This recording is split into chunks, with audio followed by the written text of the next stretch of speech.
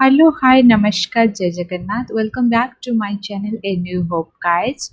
Hope you all are doing very well at your home. And please, a sincere request to all my dear friends, ki please stay at home, use dual mask, sanitizer, and do frequently wash your hand with hand wash or soap. Guys Covid के time पर please अपना ध्यान रखें और घर में रहकर पढ़ाई में ध्यान दें। Guys this situation will definitely overcome one day. Have patience and faith in God. आज हम बात करेंगे हमारा जो सीटेट एग्ज़ाम है उसका पेपर वन का चाइल्ड डेवलपमेंट एंड पेडागोजी का प्रीवियस ईयर क्वेश्चन जो कि 2009 सितंबर का है। मैंने इसीलिए ये क्वेश्चन का डिस्कशन करी कि क्योंकि you will get an basic idea about CTET. Yes, I will provide my CTET clear certificate to all of you क्योंकि मैंने सीटेट एक ही चांस पर क्लियर करी। सिर्फ 15 डेज की पढ़ाई जो कि एक एक्सटेंसिव एंड कॉम्प्रिहेंसिव पढ़ाई थी, इसलिए मैंने चाहा कि मेरा जो एक्सपीरियंस है without any coaching without any references I cleared CTET. So I would like to share my experiences and views with all of you. What my strategy was that yes, strategy is not similar to all of you. जो strategy होते हैं वो सबके लिए समान नहीं होती, लेकिन हाँ एक बेसिक्स होते हैं जो कि जो बेसिक्स को फॉलो कर कर हम सीटेट का एग्ज़ाम क्लियर कर सकते हैं। हाँ, जो स्टैटिस्टिक्स है स्टेट सीटेट का वो बहुत कम है, around more less than 20% people are clear CTET who are applying for the post designation. So ये जो सीटेट का जो क्वालिफाइंग जो नेचर है ये बहुत कम है, उसका स्टैटिस्टिक्स जो बता रही है, इसीलिए मैंने चाहा कि आपको थोड़ा बहुत हेल्प कर सकूं। मैंने ये सारी चीज़ आपको क्लैरिफाई कर कर और डिस्कशन कर सकती हूँ। तो इसीलिए मैंने जो सीटेट का प्रिपरेशन, ये जो प्ले लिस्ट होगी ये सिर्फ सीटेट की होगी, और जो भी टीईटी का एग्ज़ाम हो जिस एग्ज़ाम में चाइल्ड डेवलपमेंट और पेडागोजी के section है, those who can also follow this playlist. Today is my first video on CTET exam, which is particularly based on CTET child development and pedagogy. Then I will move on another part. So please do subscribe my channel for these videos, and please do share and like this video for your support and love. चले आज हम बात करेंगे दोनों ही language तो यहाँ पर है जो प्रीवियस ईयर का क्वेश्चन है, तो इसीलिए आपको कोई भी प्रॉब्लम नहीं होगी, दोनों ही लैंग्वेज को आप आराम से देख सकते हो। मैं भी एनालिसिस करने के समय दोनों ही लैंग्वेज का यूज़ करने के लिए ट्राई करूँगी। तो please to bear with me till the end, and I hope I will complete 30 question in this video. So guys, let us start this video.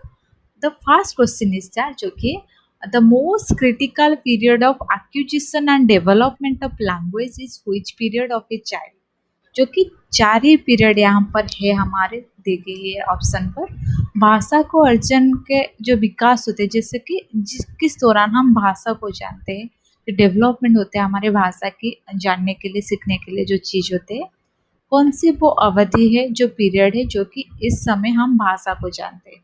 Pre natal period जो कि जन्म पूर्व अवधि, अर्ली चाइल्डहुड प्रारंभिक बाल्यावस्था, middle childhood मध्यम बाल्यावस्था, और एडोलेसेंस और किशोरावस्था में। चार ही यहाँ पर है आपकी period according to the age and development. So कौन से टाइम पर एक बच्चे भाषा को जानते हैं?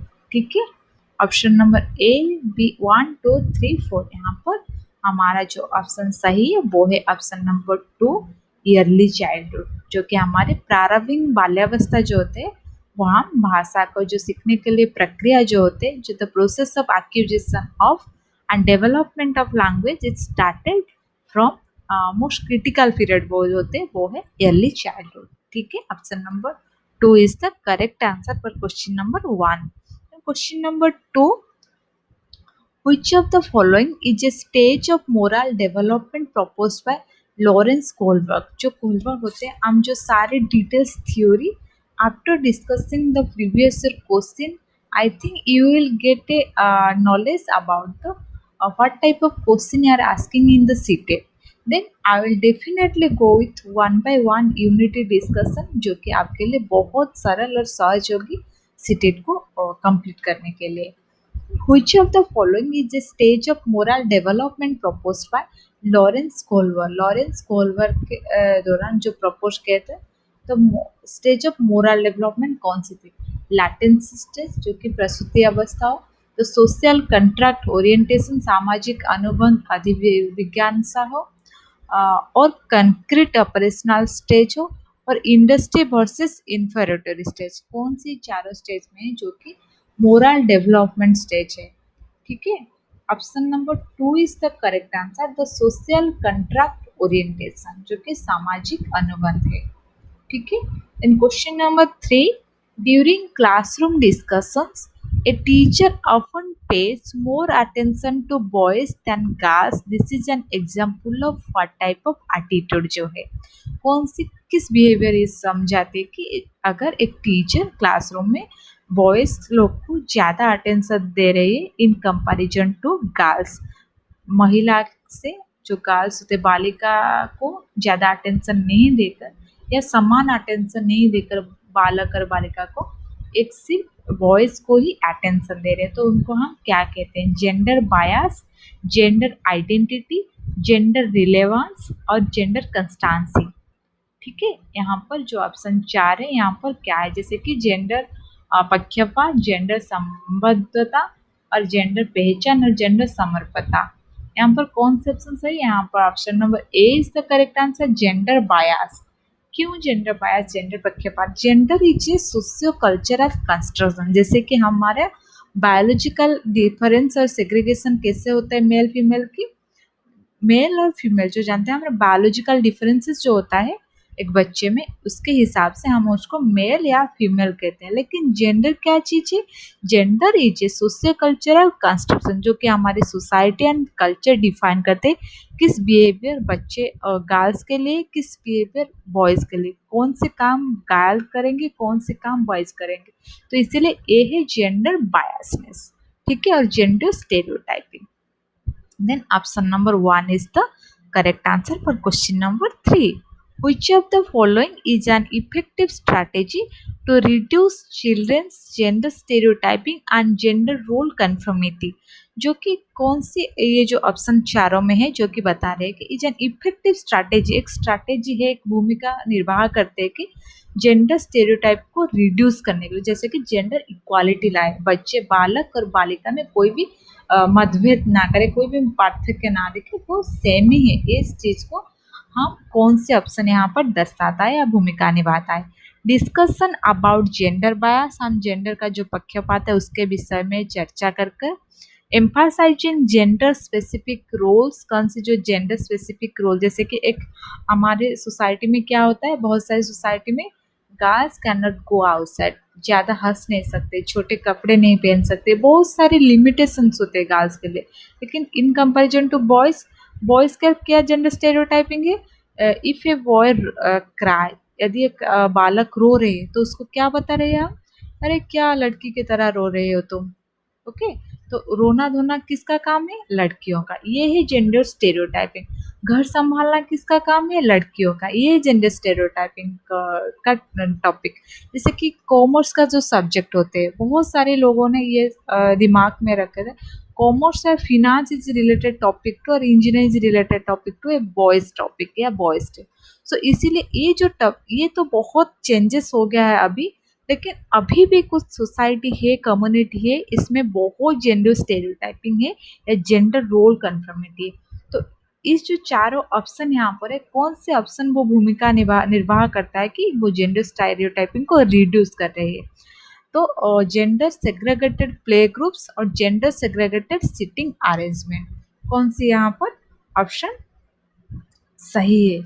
Option number A is the correct answer. जैसे कि हम जेंडर बायसनेस के बारे में डिस्कशन करें, बहुत सारी सेमिनार करें और जैसे कि हम बात करें जेंडर स्टेरियोटाइपिंग है क्या, जेंडर है क्या, कैसे हम इक्वालिटी लाए, ये सारी चीज़ पर परिचर्चा कर कर हम जेंडर स्टेरियोटाइपिंग और जेंडर रोल कन्फर्मिटी को रिड्यूस कर सकते हैं। तो option number 1 is the correct answer. Then question number 5, which of the following theorists, while viewing children as active seekers of knowledge, emphasize the influence of social and cultural contents on their thinking? जैसे कि इनमें से कौन से वो theorist है while viewing children, जैसे कि चिल्ड्रन को वो देख रहे हैं आज एक्टिव सीकर ऑफ नॉलेज, जो कि एक नॉलेज पाने के लिए बहुत तरस रही है, जो कि एक्टिव सीकर से emphasise the influence of socio cultural contents on their thing, जो कि सोशियो कल्चरल जो सामाजिक व्यवस्था और हमारे सांस्कृतिक कंटेंट्स जो होते हैं उसको वो बहुत इम्पोर्टेंस दे रही है ऑन देयर थिंकिंग, उसका जो महत्व है उनके प्रभाव के विषय के ऊपर चिंतन के प्रक्रिया में। जॉन बी वाटसन, ले वोगट्स्कर, जेन पियाजेट, लॉरेंस कोहलबर्ग, इनमें से कौन वो थियोरिस्ट है जो कि ये सारे चीज उनके पास है? यहाँ पर option number 2 is the correct answer, Lev Vygotsky. Okay, then question number 6. While working on a jigsaw puzzle, 5 years old Najma says to herself that, where is the blue piece? No, not this one. Darker one that would go here and make this so. This kind of talk is referred to by Bogarskoy as what? Private speech, talk aloud, scaffolding और egocentric speech. Question number 6, यहाँ पर क्या चीज है? जैसे कि बोल रहा है जिग्सॉ पजल में 5 years old नजमा क्या कह रहे हैं? हर्षल, वो खुद को ही कह रही है कि सेज टू हर्सेल्फ, ये चीज याद रखना। Where is the blue piece? No, not this one. Darker one that would go here and make this so. यहाँ पर ये है एक प्रकार प्राइवेट स्पीच, ठीक है, वो खुद को बता रही है वो चीज। Option number 1 is the correct answer. Then question number 7, giving cues to children and offering support as and when needed is an example of what? Reinforcement, conditioning, modeling, scaffolding. बच्चे को संकेत देना तथा आवश्यकता पड़ने पर सहयोग प्रदान करना निम्नलिखित में कौन से उदाहरण है? प्रबलन, अनुबंधन, मॉडलिंग और जो स्काफोल्डिंग है वो क्या है? Option number 4 is the correct answer, scaffolding, ठीक है। Then question number 8, which of the following behaviors characterize the concrete operational stage as proposed by Jean Piaget? इनमें से कौन सी वो चारों ऑप्शन में है जो कि कंक्रीट ऑपरेशनल स्टेज का बिहेवियर को दर्शाता है? Hypothetical, deduction reasoning, prepositional thought. Option number 2, conservation, class inclusion. Option number 3, default intimation, object permanence. Option number 4, make believe play in irreversibility of thought. यहाँ पर कौन से ऑप्शन सही है? ये जो सारे चीज थियोरिस्ट है जैसे कि बोगट्स को हो, प्यागेट को हो, और भी बहुत सारी थियोरिस्ट है जो related to child psychology and child development and pedagogy के बात कर रही है, वो सारी चीज़ हम डिटेल्स में बात करेंगे, क्योंकि ये सारी चीज़ आपको इसीलिए मैं प्रीवियस ईयर का क्वेश्चन बता रहा हूँ, you can have a basic idea what type of question they are asking to you, so that I will go through likewise the subject content and syllabus of CTET. Then concrete operational stage जो होते हैं, option number 2, conservation and class inclusion. Conservation, class inclusion, यही सही ये behaviour को दर्शाती है। Then question number 9, which of the following is a Piagetian construct in the context of cognitive development of children? इनमें से कौन है जो कि प्यागेट जो दर्शाती है अपने विषय में उसका संरचना को बता रहा है, जो कि cognitive development of children.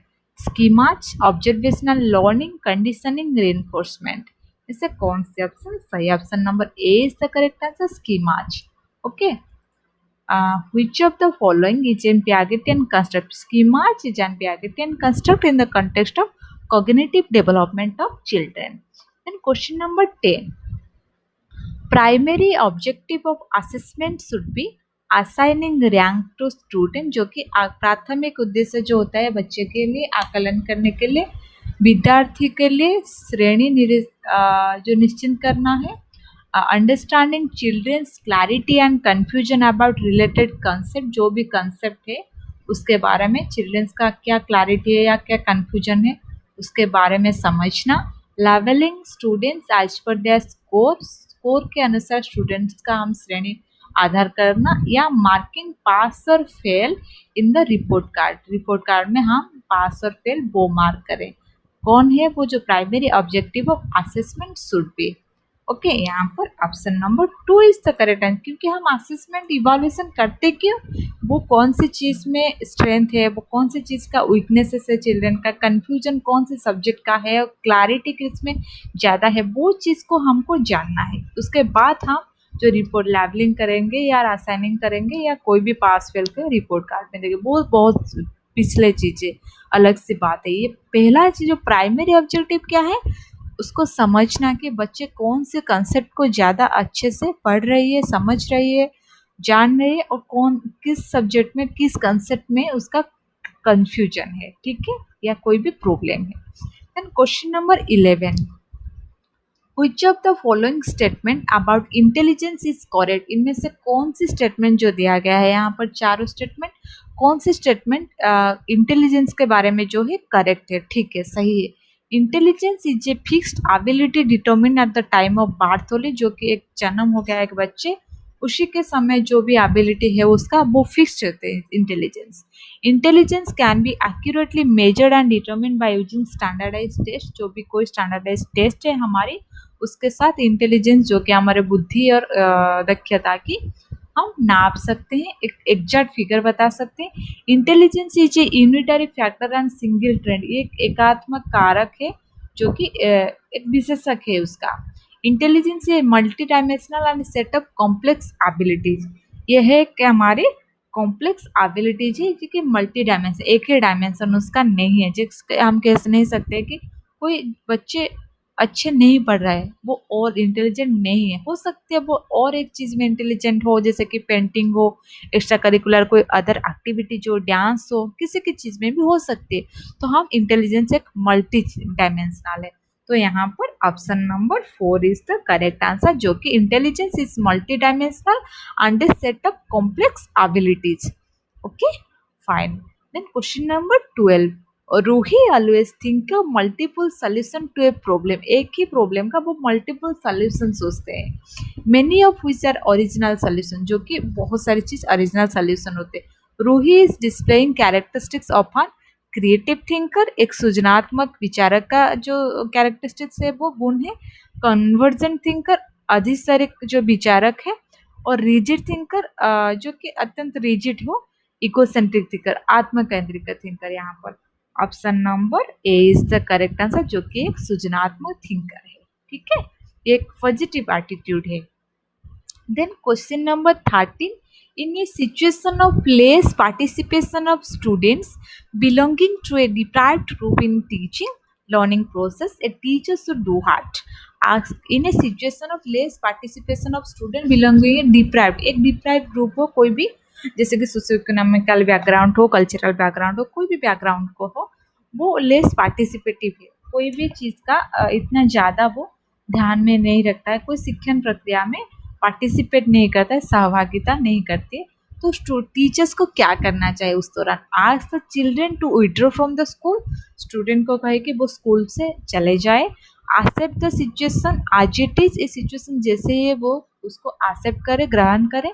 Lower her expectation from such student, उसका जो टीचर का जो एक्सपेक्टेशन होते हैं वो चिल्ड्रन अच्छे करेंगे वो उसको कमाए।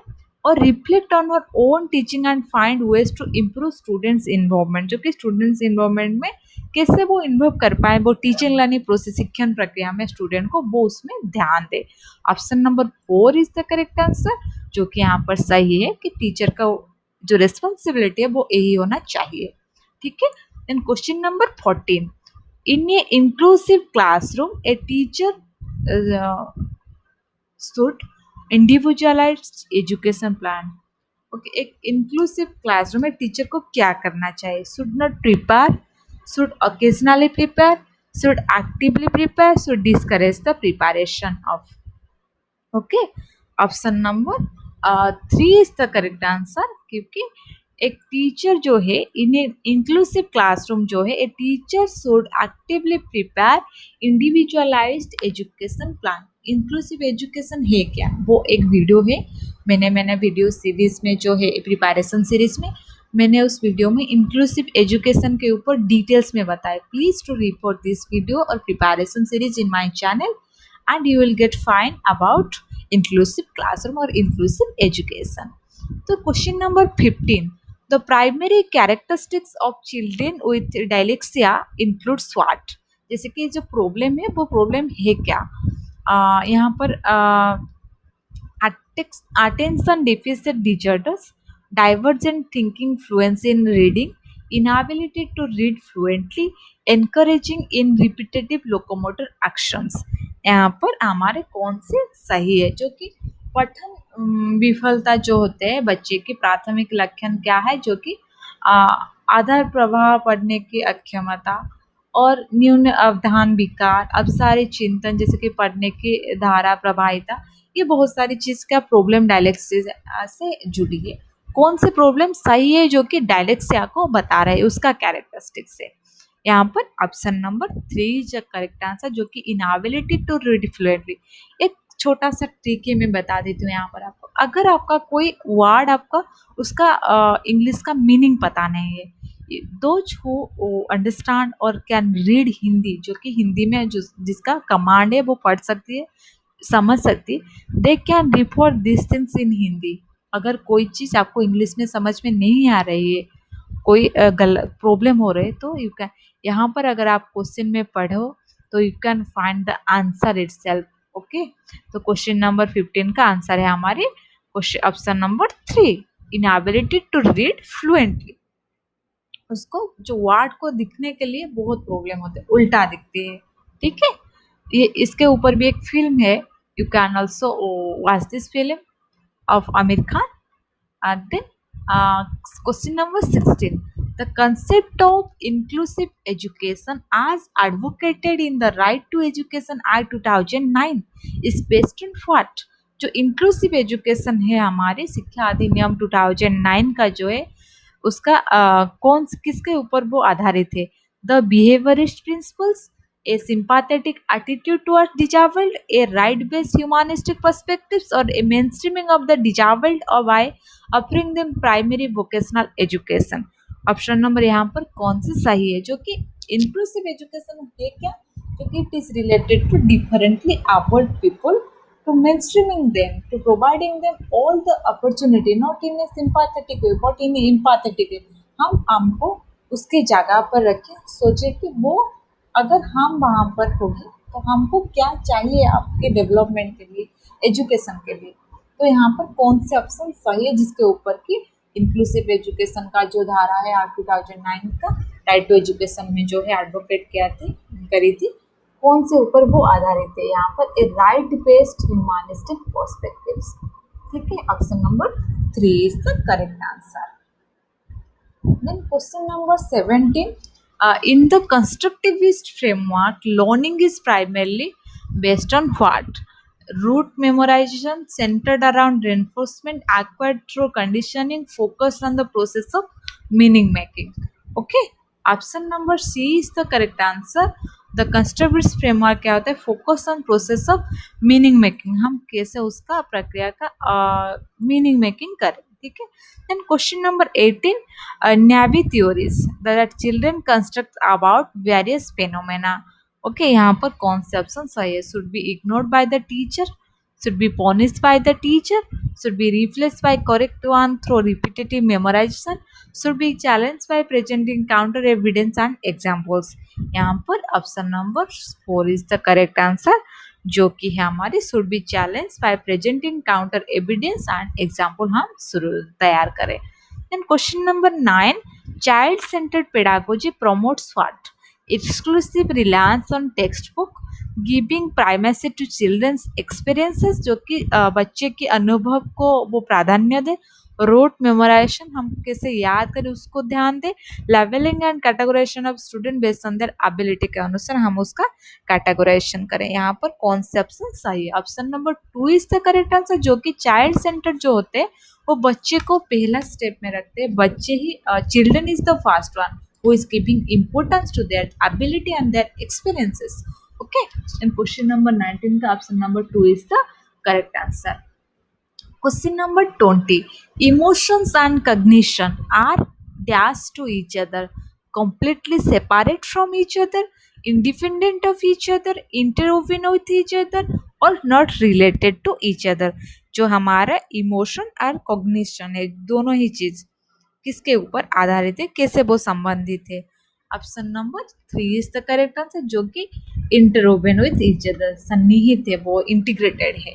ठीक है, दोनों का संबंध ही है इमोशन के सहित कॉग्निशन का. Then question number 21, which of the following statements about learning is correct from constructivist perspective, जो कि हमारे कंस्ट्रक्टिविस्ट पर्सपेक्टिव में लर्निंग का यहाँ पर जो स्टेटमेंट है कौन सी सही है. यहाँ पर हो सकते हैं कौन से गलत भी है, जो नोट वर्ड को आपको भी ध्यान में रखना है, क्या क्वेश्चन में पूछे गए आपको. तो यहाँ पर बताया गया है कि कंस्ट्रक्टिव पर्सपेक्टिव में कौन से ऑप्शन यहाँ पर सही है. Learning is the process of reproduction and recall, learning is the process of rote memorisation, learning is conditioning of behaviours by repetitive association, और learning is the process of construction of knowledge by active engagement. यहाँ पर कौन से option सही है, यहाँ पर option number 4 is the correct answer. Learning is the process of construction of knowledge by active engagement. ये ऑप्शन सबसे ज्यादा सही है, जो कि कॉग्निटिव पर्सपेक्टिव से अनुसार सही है, उसका स्टेटमेंट के अनुसार. ठीक है. Then question number 22, presenting students with clear examples and non examples कैसे हम करें, is an effective way to encourage perspective conceptual change or leads to confusion in the minds of student, causes gaps in their understanding of concepts, or focuses on procedural uh, knowledge rather than conceptual understanding. Option number 1 is the correct answer, जो कि presenting student द्वारा clear example of a non example effective way to encourage conceptual changes. Option number 1 is the correct answer. Then question number 23, repeatedly asking children to engage in learning activities either to avoid punishment or to gain reward.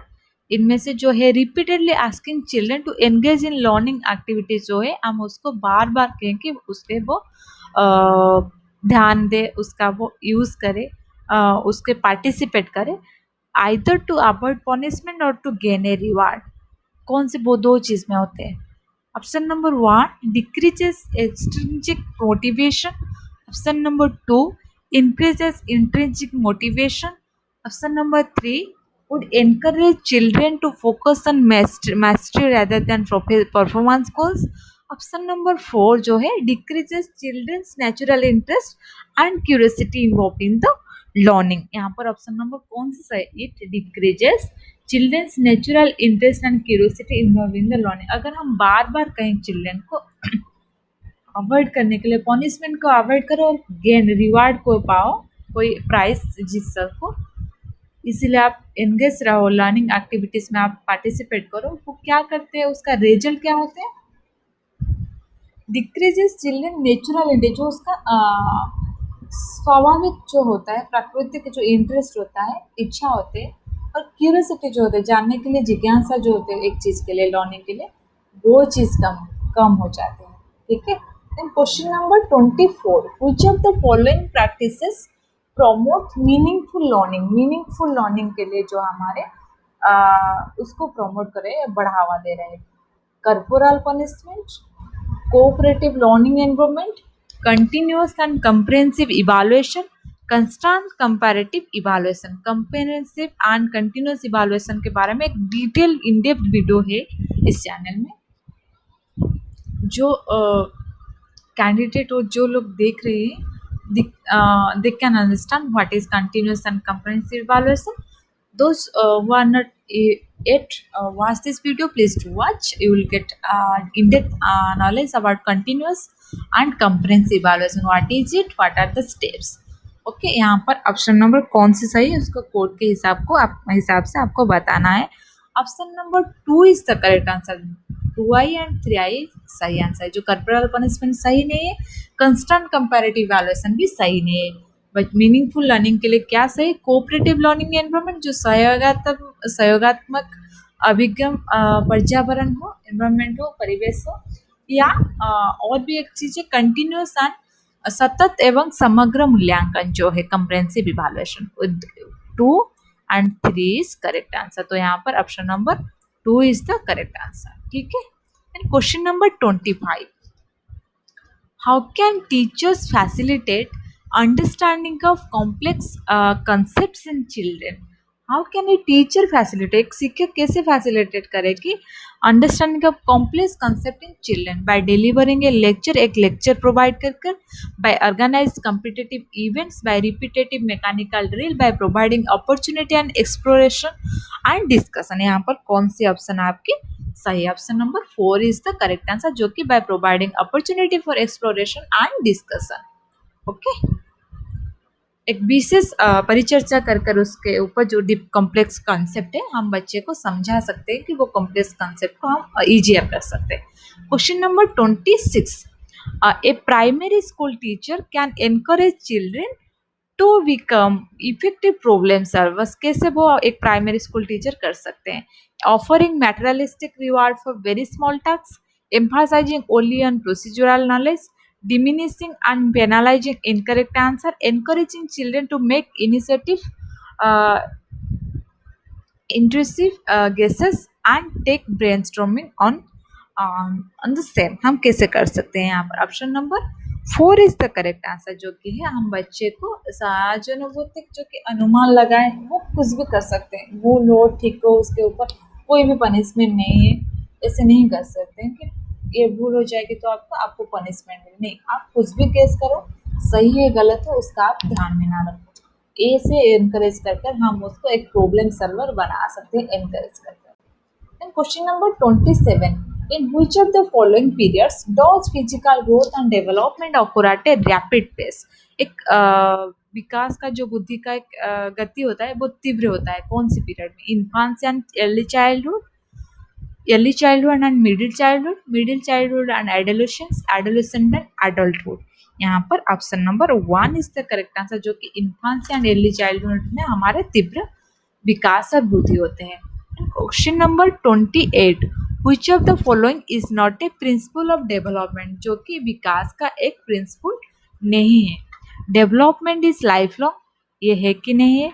Development is modifiable, development is influenced by both hereditary and environment, development is universal and cultural content do not influence it. यहाँ पर कौन C option आपकी सही? Option गलत है, जो कि development के बारे में बताया गया.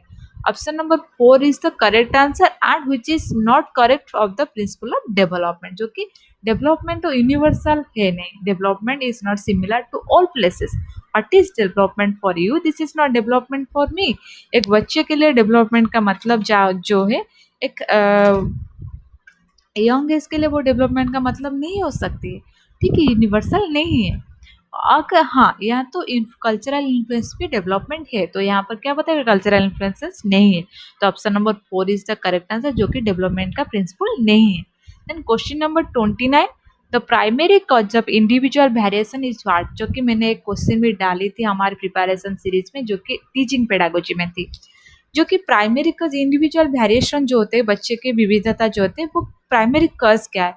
The genetic code conceived by the individuals from birth parents, the inborn characteristics, the environmental influences और the complex interplay between the heredity and environment. यहाँ पर option number 4 is the correct answer, जो कि हमारे परिवेश और पारिवारिक जो चीज होते हैं, हेरिडेटरी जैसे होते हैं, जो चीज आनुवंशिक जो चीज होती है, उसके ऊपर ये डिपेंड करता है कि बच्चे की जो वेरिएशंस होते हैं या जो विविधता होते हैं बच्चे के अंदर.